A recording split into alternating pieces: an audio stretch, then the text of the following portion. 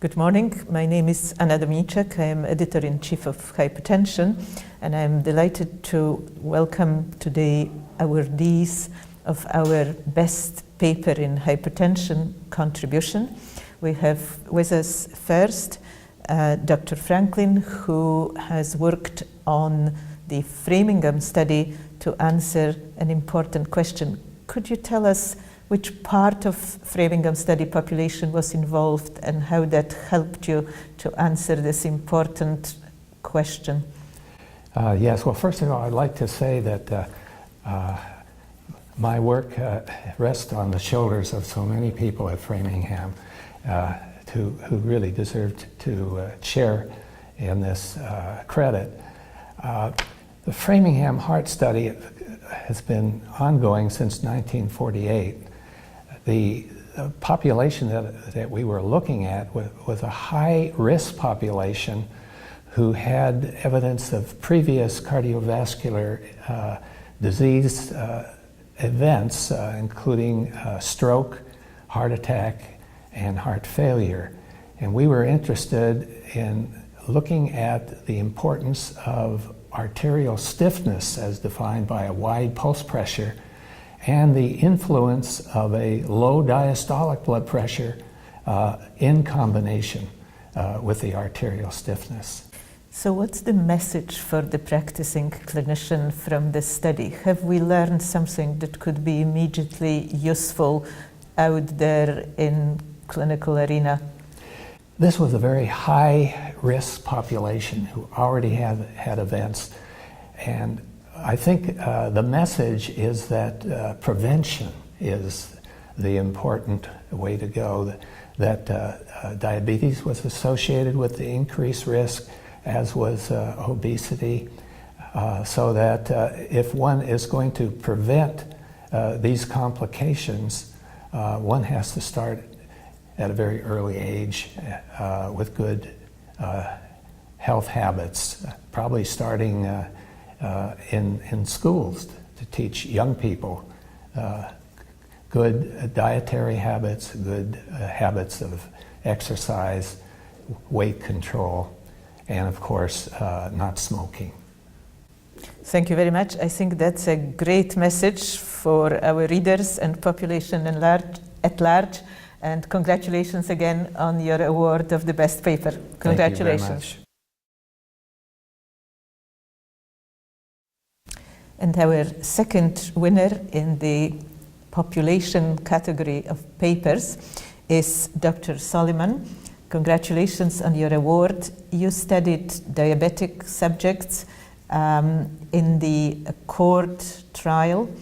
Could you tell us how this particular study has changed your perception of this population, and what are the wider uses of your major summary, your major conclusions of this study for practicing physicians, if any?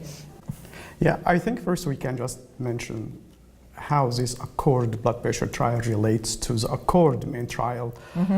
Accord, this article is based on the Accord blood pressure trial, which is a trial within the Accord glycemia trial, which included about 10,251 patients with type 2 diabetes at high risk of cardiovascular disease.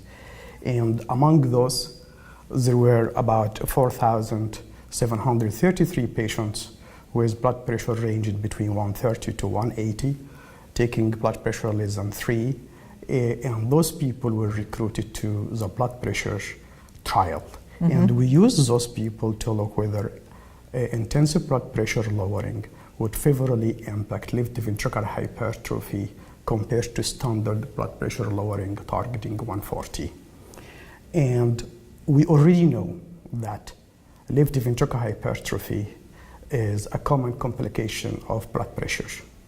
And we already know that successful management of blood pressure can result in a regression of left ventricular hypertrophy, or at least prevention of worsening of left ventricular hypertrophy. But we really didn't know much if whether more intensive blood pressure lowering would result in better regression or more favorable impact on left ventricular hypertrophy.